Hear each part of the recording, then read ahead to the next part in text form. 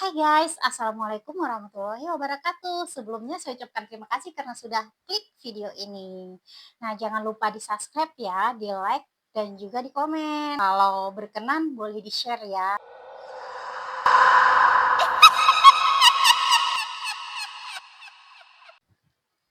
Dan hari ini kita punya topik yang sangat-sangat menarik. So, banyak yang percaya bahwa kita tinggal di dunia ini tidak sendirian.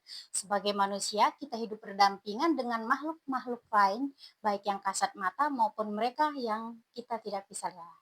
Nah, katanya kehadiran makhluk-makhluk tak kasat mata di sekitar ini membuat bulu kuduk kita merinding, memberi hawa yang berbeda, dan bahkan untuk beberapa orang, makhluk-makhluk tersebut bisa merasuki. Nah, hari ini saya punya topik yang sangat menarik. Saya mau membahas tentang cerita horor aktris terkenal di Indonesia. Udah gak sabar? Oke, next. So, kita akan mulai video ini dengan pengalamannya Lia Waode.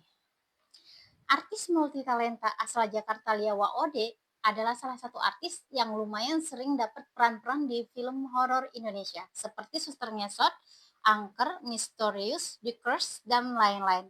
Nah, selain itu, Lia juga mengatakan bahwa dia memiliki kemampuan untuk merasakan atau melihat makhluk-makhluk gaib sejak dia remaja.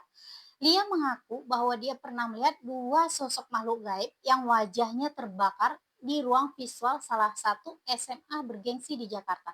Dan itu juga pertama kalinya dia mengalami keserupan, dan sejak saat itu dia lebih sensitif dengan hal-hal yang berbau gaib. Kamu dari kapan? Kamu dari kecil bisa ngelihat gitu? Enggak, aku bisa ngelihat itu setelah Akil balik. Oh gitu. Pada tahun 2018, Lia dan beberapa aktris lainnya terbang ke Australia untuk membintangi film yang berjudul Tujuh Bidadari. Nah, lokasi pembuatan film itu adalah sebuah bekas rumah sakit jiwa zaman Victoria yang sudah terkenal angker di Ararat, Australia. Nah, konon katanya di rumah sakit itu pada abad ke-18-an ada ratusan pasien sakit jiwa yang meninggal tidak wajar, sampai akhirnya rumah sakit itu terpaksa tutup di tahun 1998. Nah, selama di lokasi syuting itu, dia melihat banyak sekali makhluk-makhluk gaib yang berkeliaran di sekitar itu. Nah, selain itu, ada juga salah satu kru yang mengalami sebuah kecelakaan. Nah, tapi yang aneh dari kecelakaan ini, sang kru itu jatuh menyamping, tapi yang patah malah gigi depannya. Gimana ya? Jatuh menyamping, bisa bayangin jatuh menyamping, tapi yang patah gigi depannya. Huh. Jadi kamu ngelihat pas lagi syuting gitu, ngelihat mereka? Yang yang rese sih satu orang sampai bikin ada satu kecelakaan gitu untuk salah satu pemainnya gitu. Jadi giginya patah gitu di bagian depan.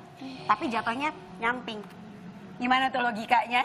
Nah, pengalaman ini hanyalah salah satu dari pengalamannya Chika Waode, di mana sebelum kejadian ini, dia juga pernah mengupload di Instagramnya sebuah video, di mana di dalam video tersebut, dia sedang berbicara dengan adiknya, yaitu Chika Waode. Di dalam video tersebut, dia merekam kegiatan saat itu, dan di belakangnya itu di lantai atas ada penampakan putih seperti ini. Coba lihat. Kita lagi mau karate, ya Allah, di Marga Satwa. Wow, sumpah demi Allah, itu ada pocong, sumpah demi Allah, sumpah demi Allah, sumpah di tadi di situ demi Allah, demi Allah.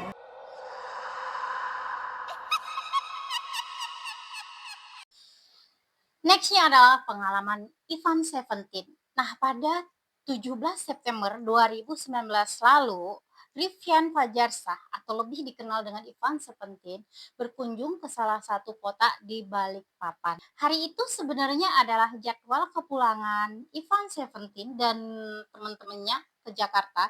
Namun karena kota tersebut diselimuti oleh kabut asap, maka penerbangannya ditunda. Nah, karena ditunda tersebutlah akhirnya Ivan mencari hotel yang nggak jauh dari bandara, tapi nggak disebutin spesifik hotelnya itu apa. Nah, pada tengah malam, Ivan Seventeen memutuskan untuk duduk-duduk di tepi kolam renang hotel tempat dia menginap, yaitu di lantai 5. Nah, kebetulan pemandangan hotelnya itu bisa dibilang masih banyak hutan-hutannya dan juga perbukitan. Nah, karena merasa jenuh, dia memutuskan untuk live di jam 12.30 malam. Nah, awal-awal dia live, dia mendengarkan ada suara kayak kicauan burung bersaut-sautan dari perbukitan tersebut.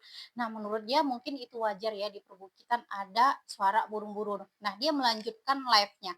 Nah, tidak lama kemudian dia mendengarkan suara-suara yang aneh seperti lengking-lengkingan yang sangat berisik, dan akhirnya dia mulai nggak nyaman dan memutuskan untuk mengakhiri session live tersebut. Dia masuk ke kamarnya dan langsung beristirahat. Nah, keesokan paginya dia mengupload di Instagramnya tentang masalah live horror semalam. Oke, penjelasan soal live IG horor tadi malam. Jadi, karena ada pesawat delay gara-gara asap, kita akhirnya harus stay satu malam lagi di Balikpapan, di hotel deket bandara. Karena gabut, akhirnya iseng pergi ke pool di lantai 5 dan live IG di sana. Suasana sepi, nggak ada orang satupun. Sekitar jam 00.30 malam, dengan angin yang sepoi-sepoi banget, dan di belakangku ada bukit dan hutan yang cukup gelap.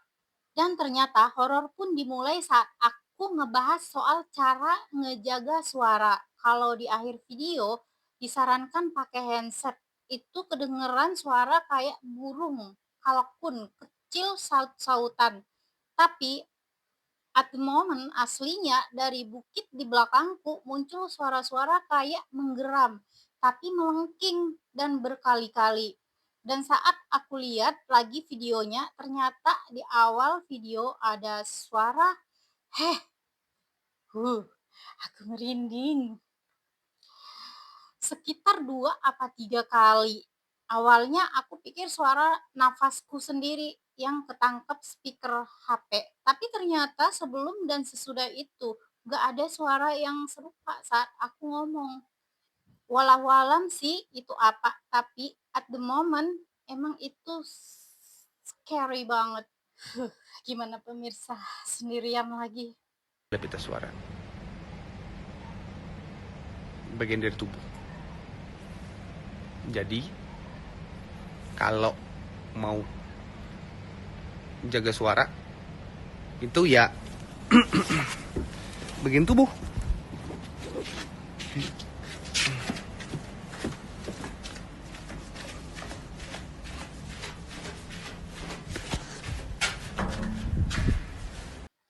Oke guys, jadi sekian dulu video dari saya. Sebenarnya materinya masih banyak, cuman karena pemula aku masih belum terlalu bisa untuk membawakannya. See you next time dan wassalamualaikum, bye bye.